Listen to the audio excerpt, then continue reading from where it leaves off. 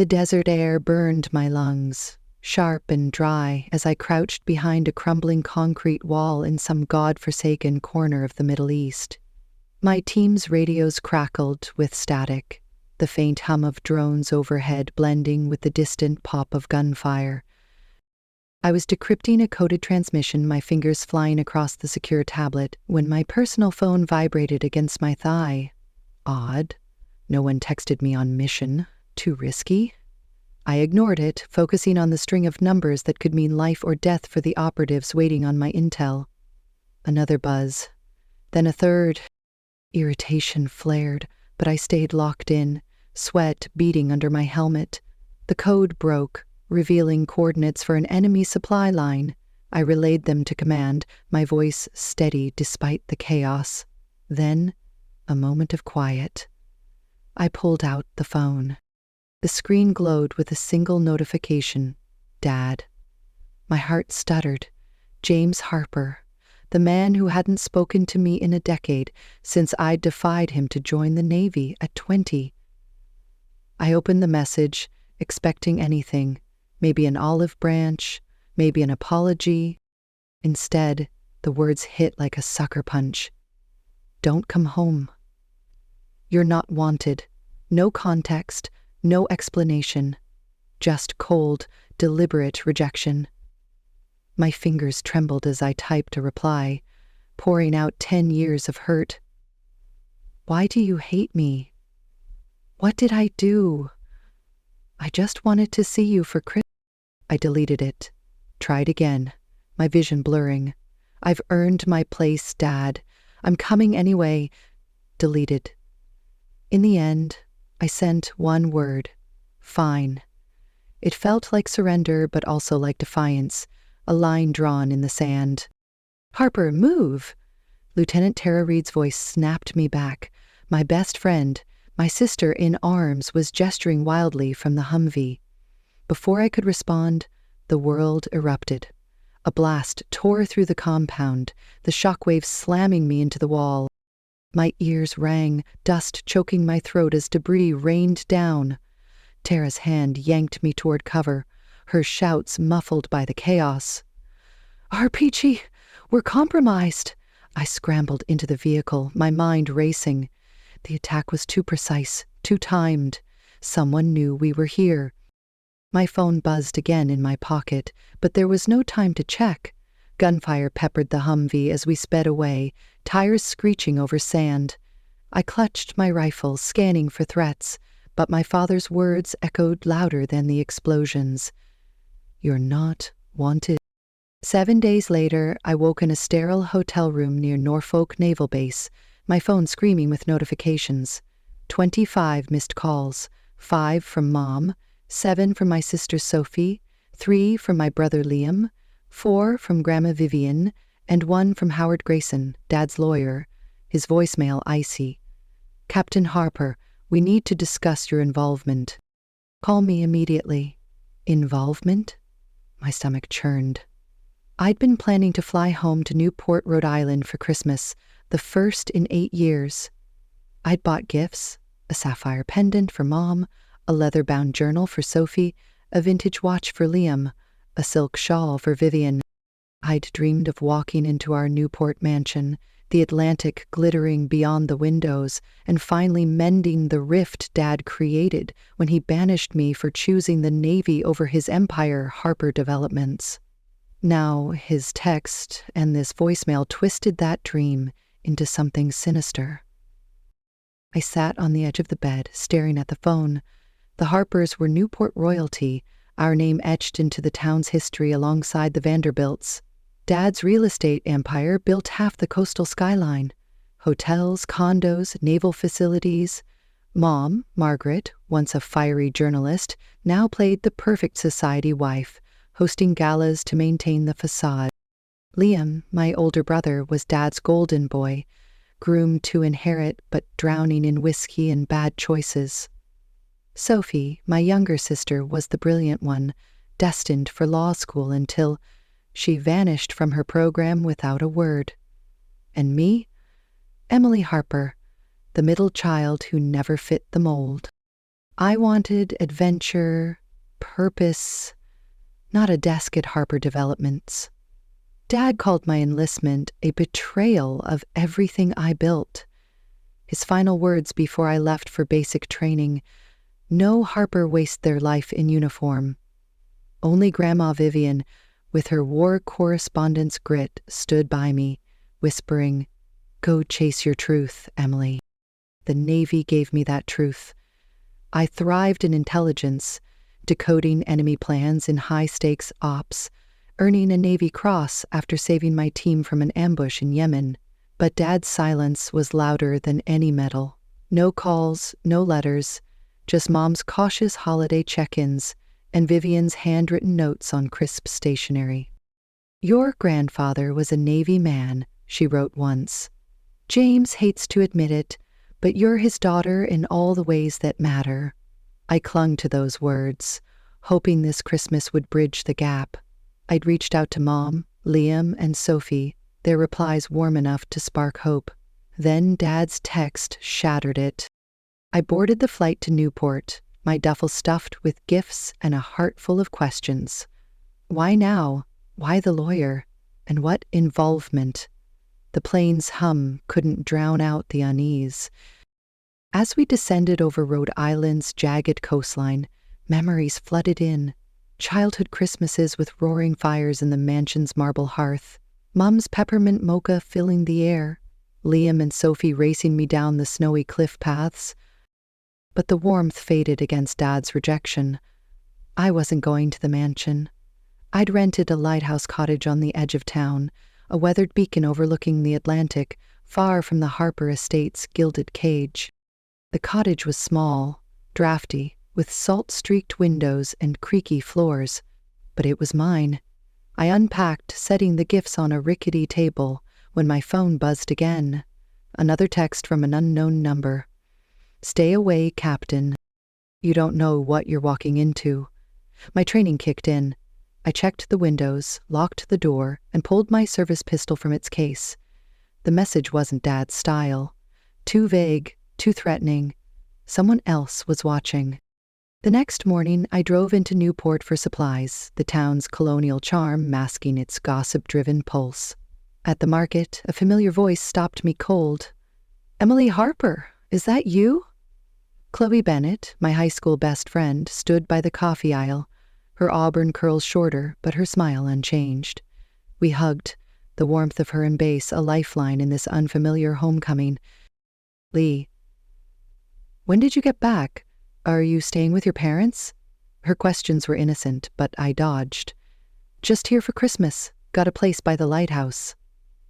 Chloe's eyes narrowed, reading me like she always did. "You're not at the mansion? Emily, what's going on? I saw your mom at the yacht club and she didn't mention you coming." I hesitated, the weight of Dad's text pressing down. "It's complicated. Last-minute trip." Chloe frowned. "Your dad's been different. Harper Developments dropped our family's contract last year, no explanation.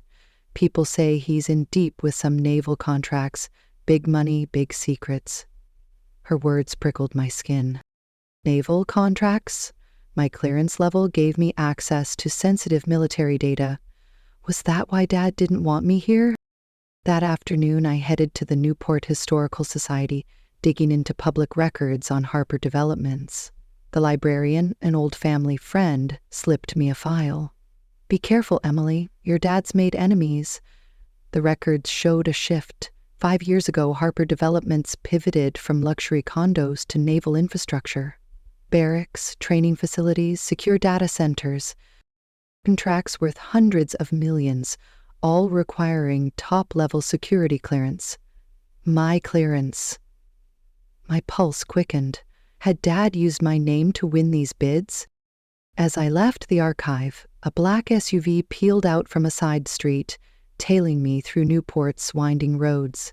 I floored my rental car, weaving through the cliffside lanes, my counter-surveillance training kicking in.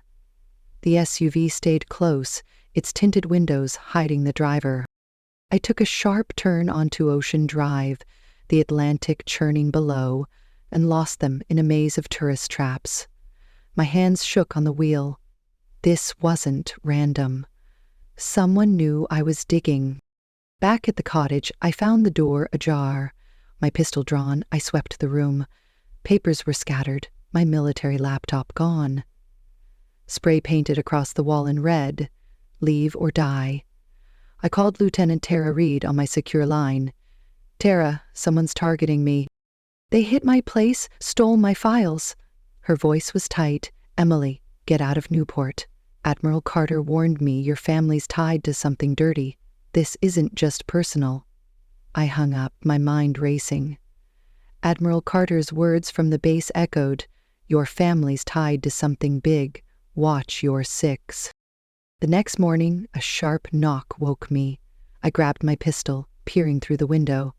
Grandma Vivian stood there, leaning on her cane, her silver hair catching the dawn light. "Were you planning to hide from me too?" she asked, her voice sharp but warm. I let her in, and she sank into a chair, her war correspondent's eyes scanning me. "Why are you in this drafty lighthouse instead of the mansion?" I told her about Dad's text, the break-in, the SUV. Her face darkened. "Harper Developments is crumbling, Emily. Financial ruin, legal trouble. James has changed. Secretive, paranoid. He's in bed with someone powerful, and it's not just business." She handed me a burner phone. "Found this in James's study. He's been making calls to an unlisted number in D.C. I don't know who, but it's not good." My stomach dropped. A D.C. connection? This was bigger than I thought. "Vivian, did Dad use my clearance for his contracts?" She sighed. "I suspect so. He's been name-dropping your Navy Cross to investors, claiming veteran leadership. You need to be careful." That evening, I met Sophie at a diner on the edge of town, her text insisting on secrecy. My little sister looked like a ghost, pale, eyes sunken, her law school confidence gone. "Emily, you shouldn't be here," she whispered, glancing at the door. "Dad's working with dangerous people. They know you're asking questions." Before I could press her, she slid a crumpled note across the table. "They're watching you. Leave before it's too late."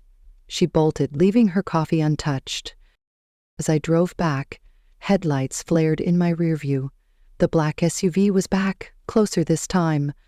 I gunned the engine, but they matched my speed, forcing me toward the cliff's edge. My tires skidded, gravel flying, the ocean looming below. I yanked the wheel, veering into a side road, and lost them in the dark. My heart pounded. This wasn't just surveillance. They wanted me dead. The next morning, my phone lit up with a text from an unknown number. "Soldiers don't belong in Newport. Retreat." Dad's handwriting had a distinct slant. I'd know it anywhere. But why? What was he hiding? I called Admiral Carter. "Sir, has anyone accessed my clearance for civilian contracts?" His pause was heavy. "There've been inquiries, Emily. Your name's on documents you never signed. I'm digging deeper, but you need to watch your back." That night, running along the beach to clear my head, a crack split the air. A bullet grazed my shoulder, pain searing through me. I dove behind a dune, scanning the cliffs. A shadowed figure vanished into the dark. My blood stained the sand, but I bandaged it with my shirt, adrenaline keeping me sharp. Someone wanted me gone, and they weren't amateurs. By dawn, my phone exploded with calls. Mom, Sophie, Liam, Vivian, and Grayson, the lawyer. His voicemail colder than before. "Captain Harper, this is about more than family. Meet me or the consequences will be severe." Then Sophie's message, frantic. "Emily, Dad had a stroke. He got a text from you threatening to expose him. He's in the ICU. What did you do?" I froze. I hadn't sent any text. Someone was framing me, and Dad's collapse was the perfect distraction. I drove to Newport General, my shoulder throbbing, my mind a storm. The waiting room was a battlefield of Harper dysfunction. Mom sat rigid, her pearls gleaming despite her red eyes. Liam slouched, reeking of bourbon. Sophie paced, her nails bitten raw. They stared as I walked in, Sophie's voice venomous. "He was fine until you came back. He showed us your text." She thrust her phone at me. The message read, "I know your secrets, Dad. I'm going to the feds, my name but not my words." "I didn't send this," I said, my voice steady despite the betrayal. "Someone's setting me up." Mom's eyes widened, but she said nothing. Liam muttered, "You always were trouble." I turned to leave when Grayson appeared, his suit crisp, his eyes calculating. "Captain, a word." In the hallway, he didn't mince words. "Your father used your clearance to win naval contracts. When auditors started sniffing, he planned to pin it on you. But there's more at stake here. People higher up. Walk away, or you won't just lose your family. You'll lose everything." I stared at him, my Navy training screaming to fight, not flee. "Tell me who's pulling the strings," I demanded. He shook his head. "You're in over your head, Emily." As he walked away, Vivian slipped me a folder. "Found this in James's safe," she whispered. Inside were forged documents. My signature on naval contract bids, dated when I was dodging bullets overseas. My own father had built his empire on my name, and now he was ready to bury me to save it. I stood in the hospital corridor, the weight of betrayal crushing me. But I wasn't the scared girl who left Newport a decade ago. I was Captain Emily Harper, and I'd survived worse than this. Whoever was behind this, Dad, his DC contact, or someone else, they'd underestimated me. I gripped the folder, my resolve hardening. This wasn't just about family anymore. It was about truth, and I'd tear Newport apart to find it. If you've ever been betrayed by the ones who should love you most, you know the fire it lights inside. Have you faced that kind of rejection? How did it change you? Share below, and let's keep this journey going. The hospital corridor reeked of antiseptic, a sterile mask over the chaos of my family's unraveling. I clutched the folder Grandma Vivian had slipped me, its contents burning through my resolve. Forged documents, my signature scrawled on naval contract bids I'd never seen, dated when I was halfway across the globe dodging mortars. My father, James Harper, had built his empire on my name, and now he lay in the ICU, a stroke felling the titan who'd banished me a decade ago. Sophie's accusation echoed in my head. "You sent that text. You did this to him."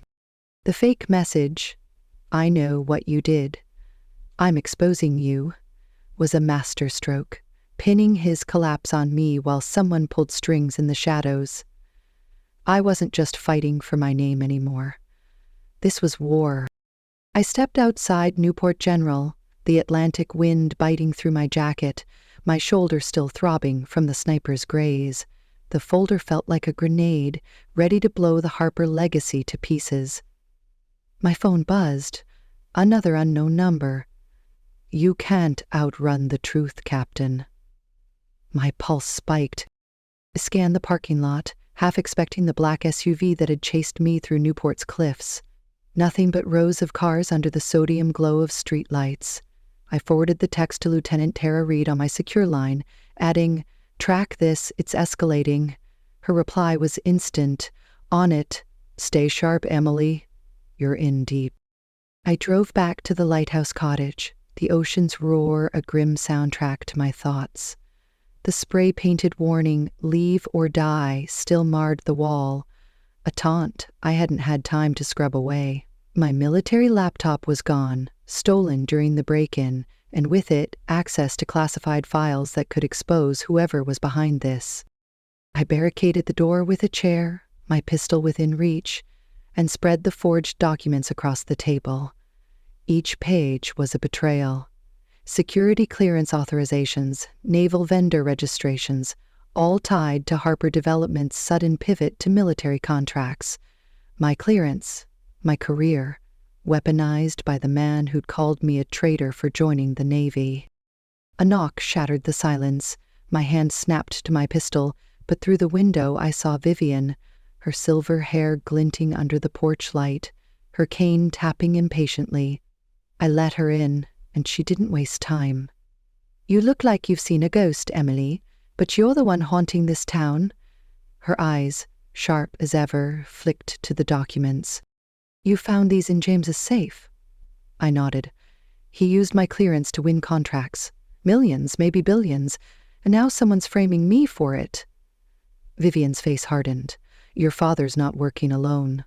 There's a shadow behind him, someone in D.C. with enough pull to make naval contracts appear overnight. And there's something else." She hesitated, her voice dropping. "There's a family member you don't know about, someone tied to this mess." My breath caught. "A family member? Who?" Vivian shook her head. "I don't know their name. James kept it buried, but I overheard him on a call last year, arguing about keeping her out of it. Whoever she is, she's part of this."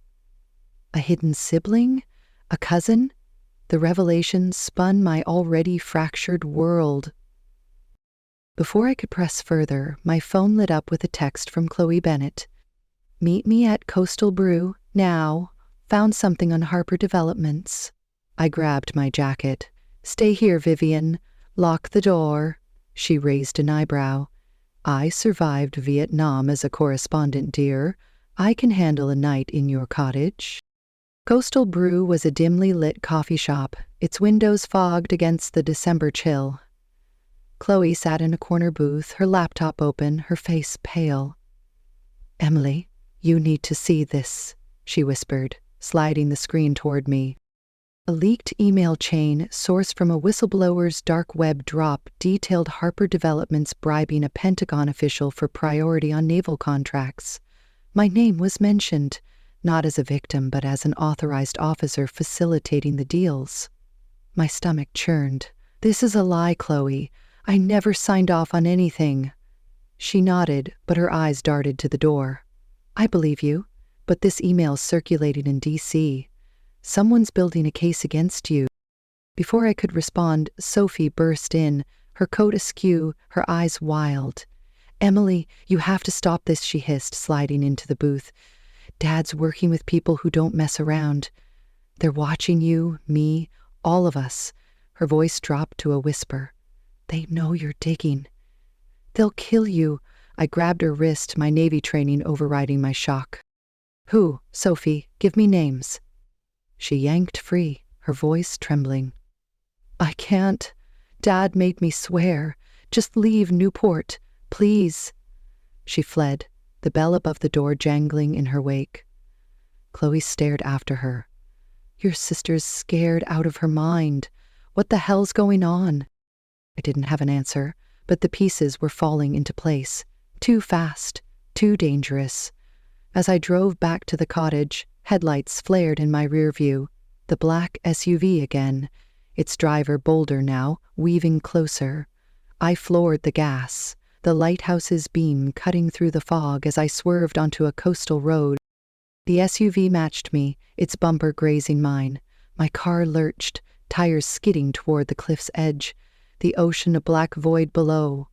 I yanked the wheel, pulling into a narrow lane, and the SUV overshot, disappearing into the night. My hands shook, but I didn't stop until I reached the cottage. Vivian was waiting, her face grim. "You've got a tail, don't you?" I nodded, checking the windows. "It's not just Dad. Someone's desperate to keep me quiet." She handed me a burner phone, found another one in James's desk. "It's locked, but there's a call log. Multiple to a DC number, same as before." I pocketed it, my mind racing. A Pentagon bribe, a hidden family member, forged documents, and now a car chase. This wasn't just fraud, this was a conspiracy, and I was the scapegoat. The next morning, I met Nate Sullivan, a local contractor at his workshop.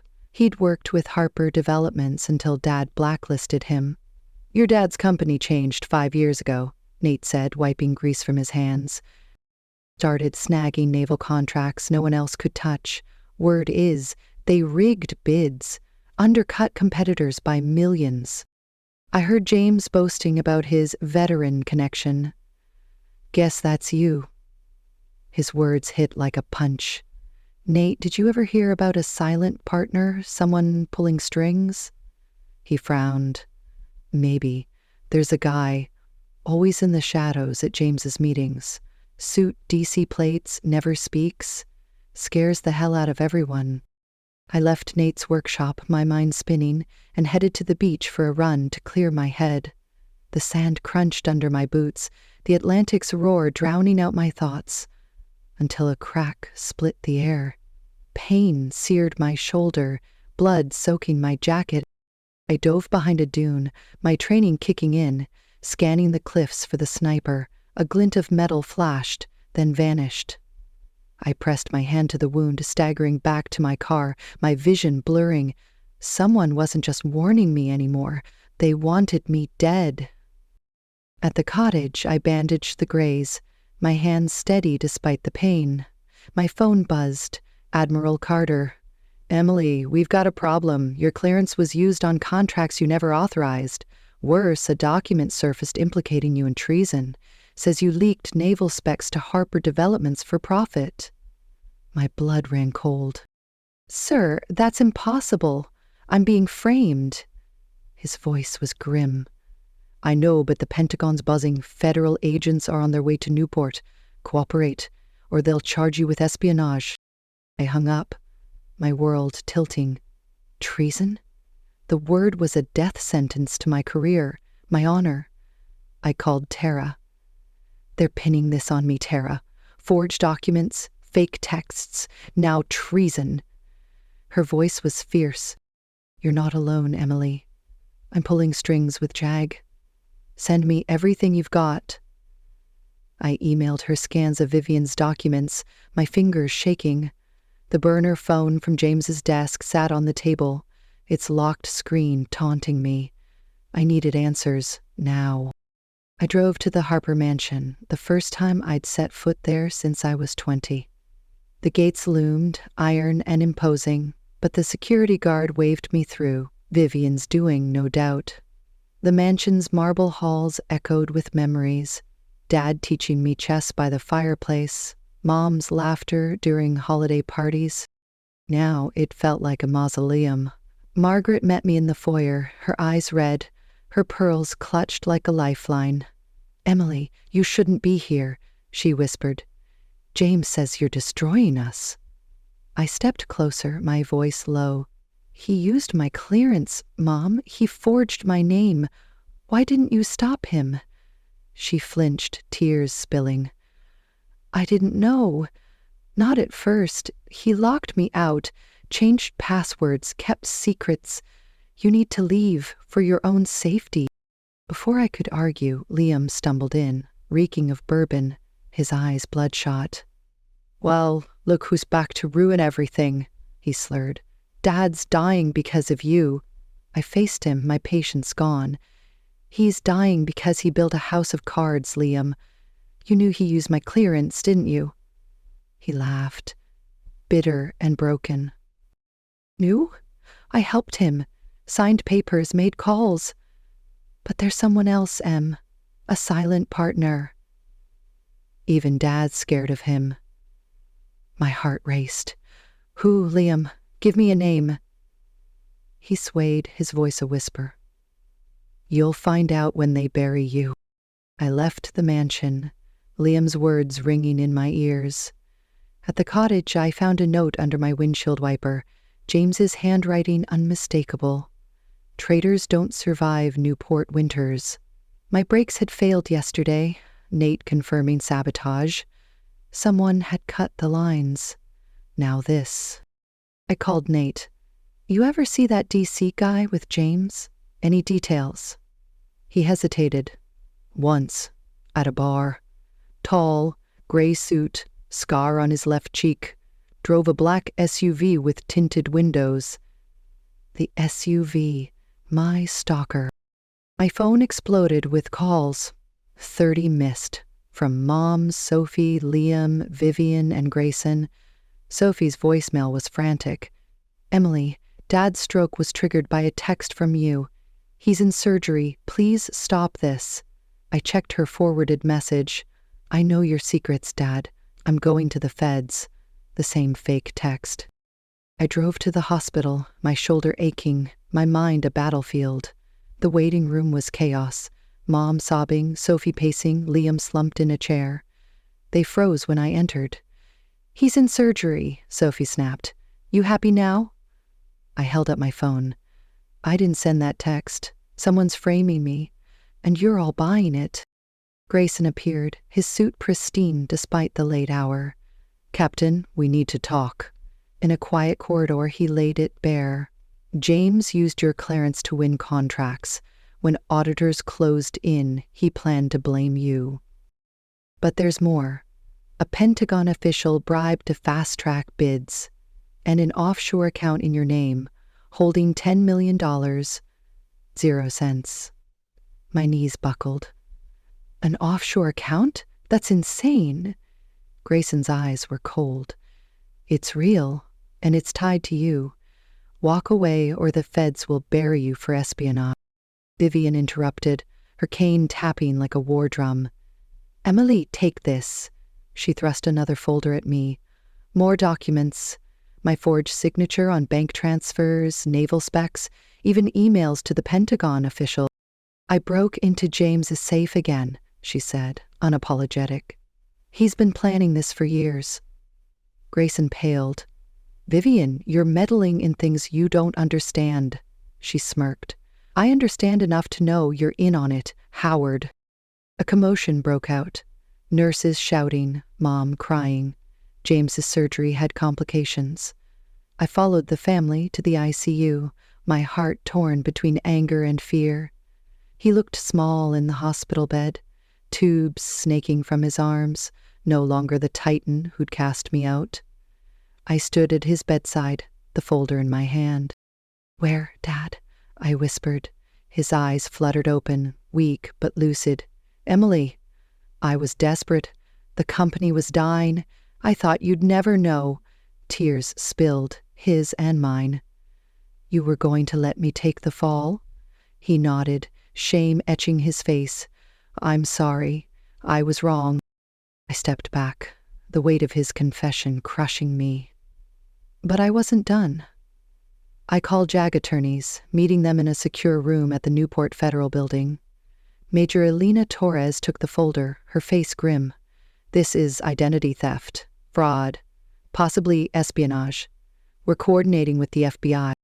Your cooperation's keeping you clear, Captain, but your father's tied to a corrupt naval official.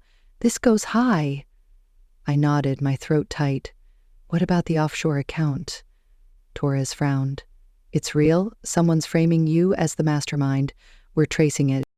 Outside, Nate waited by his truck, his face etched with worry. "Heard about your dad. You okay?" I shook my head, the dam breaking. "He used me, Nate. My own father." He pulled me into a hug, his flannel warm against the cold. "You're not alone, Emily. We'll figure this out."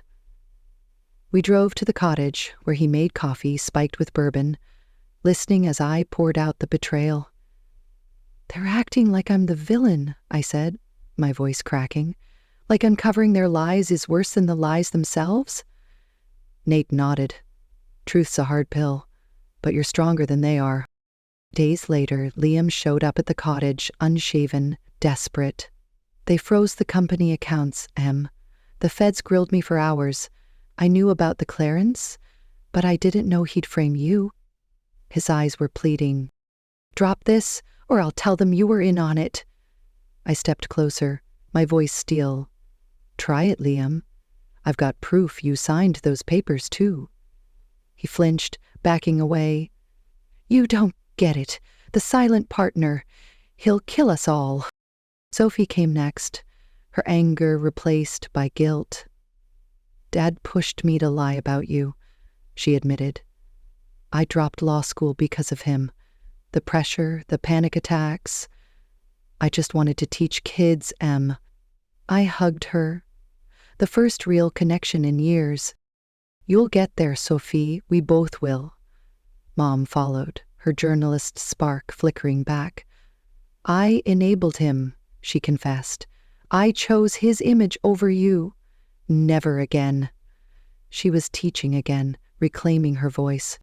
Vivian hosted Christmas at her cottage, a simple gathering with Chloe, Nate, and Tara, who flew in to support me.